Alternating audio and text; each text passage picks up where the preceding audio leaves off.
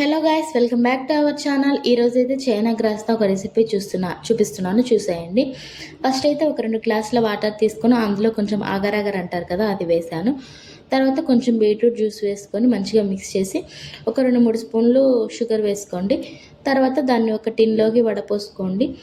మళ్ళీ ఒక 2 గ్లాసుల పాలు తీసుకొని మిగతా చైనా గ్రాస్ ఉంటుంది కదా, దాన్ని సోక్ చేసుకోవాలి కొన్ని వాటర్లో.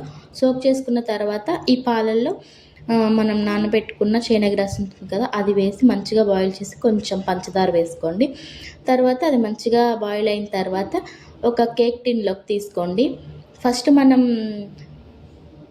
రెడీ చేసి పెట్టుకున్నాం కదా జెల్లీస్, సో దాన్ని మంచిగా కట్ చేసి మీకు ఇష్టమైన షేప్లో కట్ చేసుకొని పక్కన పెట్టుకోండి. తర్వాత ఈ కాగిన పాలని ఒక టిన్లోకి తీసుకొని మనం కట్ చేసుకున్నాం కదా జెల్లీస్ వాటిని కూడా దాంట్లో మిక్స్ చేసి ఒక 2-3 గంటలు పక్కన పెడితే జెల్లీలా ఫామ్ అవుతుంది. తర్వాత ఒక గంట సేపు ఫ్రిడ్జ్లో పెట్టేయండి, చల్లగా అవుతుంది.